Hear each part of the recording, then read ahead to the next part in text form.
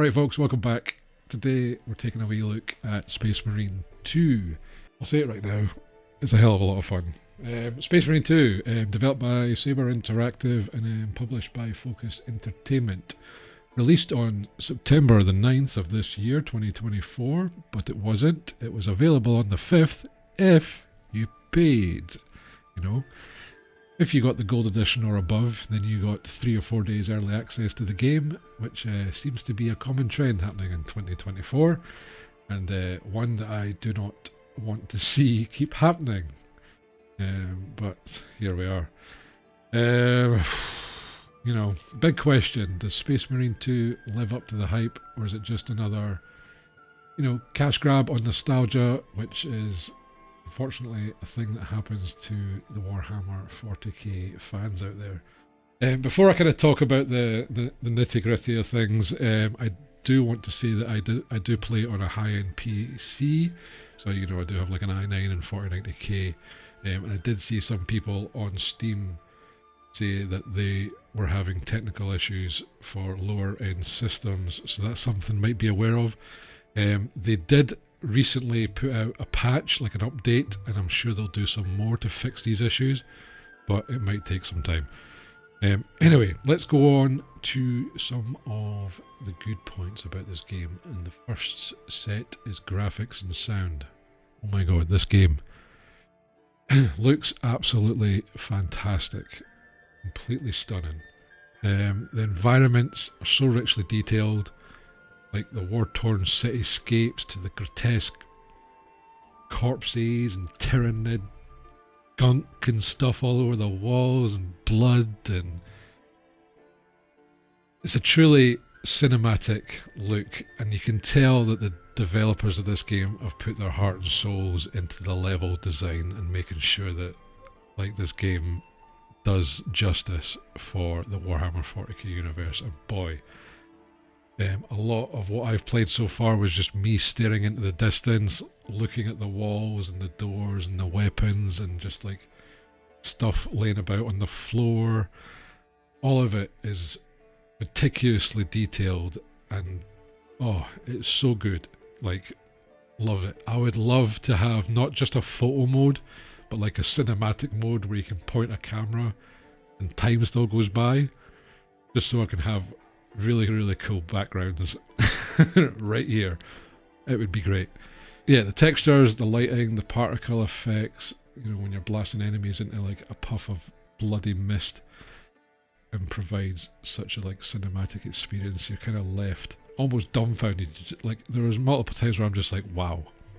That was it. Nothing else. Nothing profound. Just wow. The sound design, equally impressive. Loved the sounds of the weapons. They had that hard-hitting feel to it, that little bit of a bass thump in the chest. Here they come! The glory of Ultramar! Even like the heavy footsteps of the armour, the Space Marines, like the screeches and roars of the Tyranids, the explosions, all adds to this immersion, all really well. Even the soundtrack having a kind of gothic theme with like, you know, a deep voice choir. It just all adds to it, and it's just super cool. On the ground!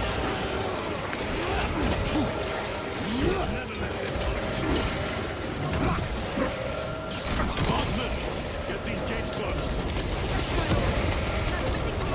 We are wasting time. Proceed through the gates. Do not relent in your attacks. The gameplay and the mechanics within the gameplay, they are very decent too. Very satisfying, mowing down hordes of Tyranids with a variety of weapons that you kind of get to choose throughout the level, through like drops and stuff.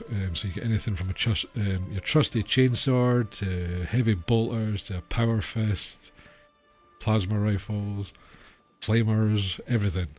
And switching between melee and kind of range combat is pretty seamless, and executing finisher moves, also fantastic. I do want to say, concerning the controls though, I do feel like it's probably a controller game, and it was with a controller in mind, as the keyboard controls by default, you can fully rebind them. I feel like they were a little bit not placed optimally, shall I say, so it kind of felt awkward playing it in a way. But once you kind of got used to it, it was fine. But I just think if you've got a controller handy, probably best to use that. The levels are also pretty linear, point A to point B, where very little opportunities so far. I've only played about halfway through the campaign and a couple of operation missions. Only a couple of little branches here and there. There's even the whole dreaded invisible walls that seem to be making a return in 2024 as well. But I've got to say, these guys do a better job at hiding the invisible walls than, say, like Wukong, for example. I didn't think we'd still be dealing with those, but it's not as bad. Enemy eye is pretty decent, depending on the mobs. There's like annoying flying ones that are really annoying to deal with, and they shoot you and make you drunk or something. What's the other ones? You've got the slightly harder ones instead of the normal horde mob stuff that you can like parry and then you have to dodge. There's a nice variety there. The boss fights seem to be fairly decent as well. They weren't too difficult on normal difficulty, but I can see at harder difficulties they maybe be quite a challenge. They all have their little gimmicks that you can slowly learn throughout battling the bosses. And yeah, they were pretty good. Pretty see. The story, so that's a bit of a contention with me since I don't know previously much of the Warhammer 40k lore. There were times where I was left confused and I don't know what the fuck they're talking about, when they're talking about Primarchs and Primaruses and the Omnissiah and, there's like a lot of terminology in the game, which there's been a few here and there which I can't understand through like hearing it in its context, so left me a bit confused, which might be a little bit negative, but despite not knowing those stuff, you kind of get the general gist of the story, and it's still, it's pretty decent. It's like, a big action film. Can't really, it's not good, not bad. It's kind of in the middle somewhere. But with not having that lore and only the context of which it's being said, it's a little bit. But yeah, so I think the game overall is really, really good. I've really enjoyed it. If I was to compare it to anything, it would probably be kind of like Gears of War with a little bit of like kind of Left 4 Dead 2 kind of feeling of the games here and there. But the big downside, folks, is going to be your repetitiveness and the price point. They've designed it in a way so they're wanting you to basically play a lot of the co-op games because that's where the progression system is. So, like in the campaign, it's just kind of story. There's not much progression at all, apart from the story and going through the levels. The co-op operations are 6 missions that you can do, and while you go through those missions, you level up the weapons that you use and the class that you use, and you gain perks throughout that. And it doesn't look like the leveling system's quick and easy. It looks like it might take a little while. So, they've obviously intended you to play those 6 missions over and over and over and over again, and I'm not convinced that the levels can stand much of that. If you have other people playing it, I guess with other classes, that kind of changes it up a little bit so it doesn't feel as repetitive. But I just think it's going to get repetitive quick. And the price tag is £50. Full AAA price. Gold edition 70 and platinum is 80 or 90. So it's an expensive game. And my recommendation, if you're a fan of Warhammer 40k, you are already bought it, you are already playing it, and for some strange reason you're deciding to watch this video regardless.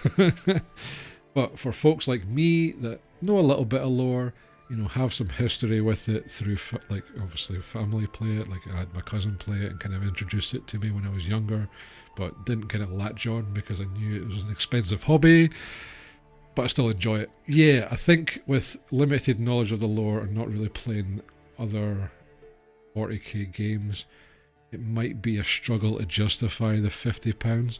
I would say if you could wait and get it after all the season stuff comes out, and the actual full game is available, it might be worth the £50 price tag. If you can get it in a sale, £30-40, I would probably do it then. But otherwise, you know, if you've got friends playing it, you should probably get in while they're playing it. Just whine at them at the price. But yeah, so overall, stunning graphics, great sound design, visceral and satisfying combat mechanics. As far as I can tell, a faithful representation of the Warhammer 40k universe and lore. Cons, short campaign length, limited content in the operations with only 6 missions. A little bit in the linear design level design, but they make up for it for being totally feckin' beautiful. Yeah, I don't know. It's a tough one. It's kind of in the middle. Like, I would, if you've got £50 to burn, there's worse things you can buy. Put it that way. I'm having a lot of fun with it. If you're kind of not sure, it might be just best to wait a little bit. That's kind of my thoughts of Space Marine 2, folks. What about you? You know, let me know in the comments below. Anything that I've missed. If you enjoyed this review, found it helpful in any way, consider subscribing. I'm streaming currently on Twitch as well on Tuesdays and Thursdays, so I will be playing more of this. Any feedback, I do super appreciate it, folks, and just thank you for watching this. Yeah, I'll see you next time. Cheers.